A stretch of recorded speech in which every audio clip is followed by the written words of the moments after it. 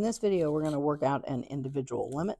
Okay, so the first thing we're going to do here is a direct substitution just to see what we end up with. So we're going to take 0 and plug it in. So we'll have a 0 plus sine 0 all over 0. Well, sine of 0 is 0, so 0 plus 0 on top is going to give me a 0 over a 0. There's our indeterminate form, which that basically then tells us, hey, you got to do some more work in order to be able to do this limit.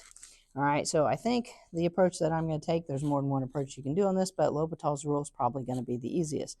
So I'm going to apply L'Hopital's rule by taking the derivative of the top and the derivative of the bottom here. So I'm going to have the limit as x approaches 0. Derivative of that x is going to be 1. All right, plus derivative of sine is cosine. And then derivative of the x is 1.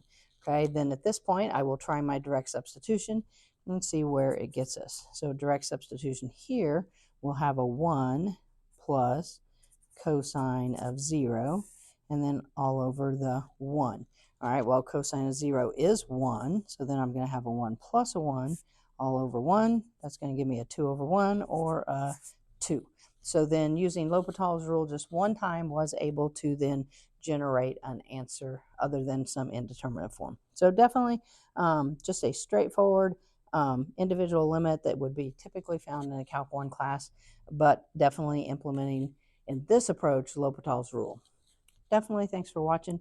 If the videos are helpful, please share with your friends so they can benefit too. And don't forget to subscribe to the channel.